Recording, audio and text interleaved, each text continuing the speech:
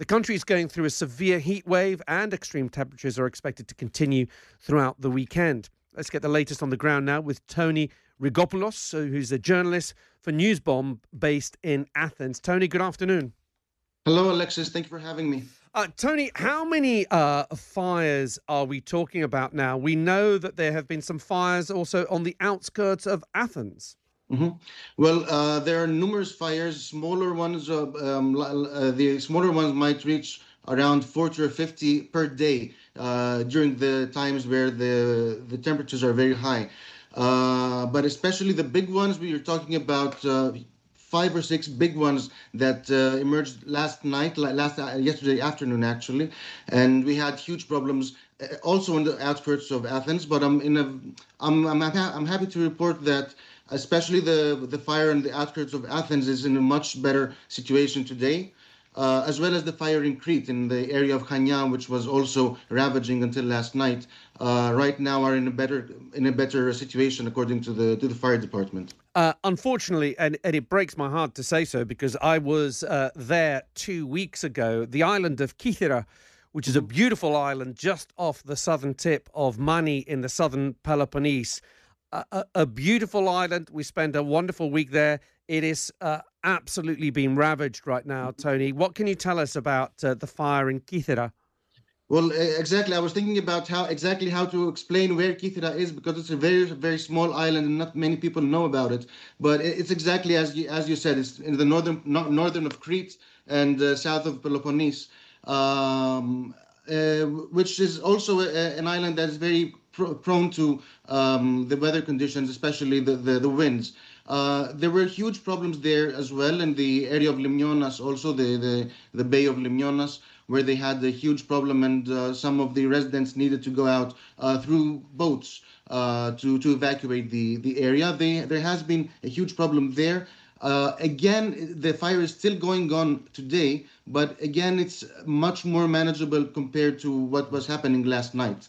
I think one of the things that we should mention, and I've seen it reported not just in the UK press, but all over Europe, people insist on talking about the extreme high heat, 44 degrees Celsius.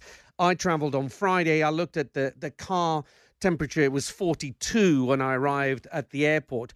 But Tony, it's not really, I mean, obviously heat plays a big part, but what's more important, particularly in Greece and Turkey and all those affected areas, is the wind. Is when there's a high wind, that makes it very, very difficult for the firefighters and the planes and the helicopters to keep a fire under control. If you have a fire spread out when there's very little wind, easy to manage, very quick to deal with it. But with high winds, you almost stand very little chance. Exactly. It's like we have the recipe of the best recipe for a fire to go a long way in the Mediterranean. So we have very high winds, especially after the 15th of July and until the end of August. We have really strong winds, which are, when you put them together with high temperatures and very dry weather generally, it's like a cocktail ready to erupt.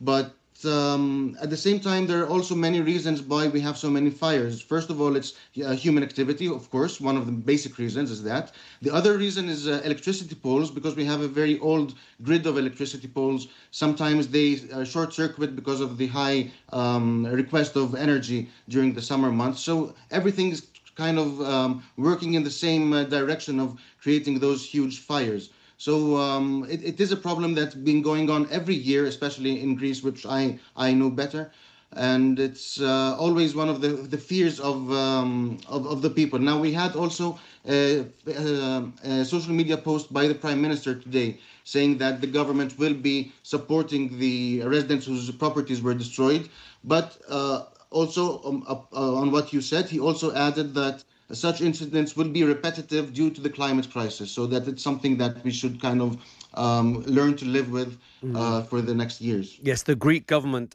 unequivocal in saying that these fires are a result of climate change. Just a last question, Tony, for people looking to travel to Greece. Of course, July, August, a very, very popular time for people visiting Greece. Also, the time where the Greeks themselves go on holiday. How's travel being affected? Is there any advice to travellers from the UK heading to Greece? Should they still be going?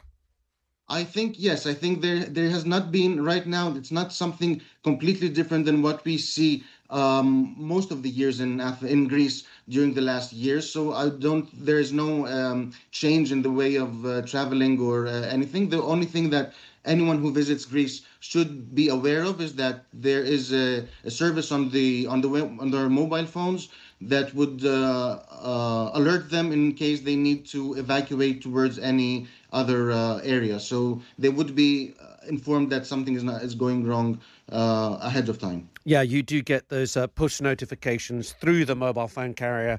There's those emergency text alerts. Tony, thank you for giving us your time. I really appreciate it. Thank you very much. Tony Rigopoulos, there, journalist for Newsbomb.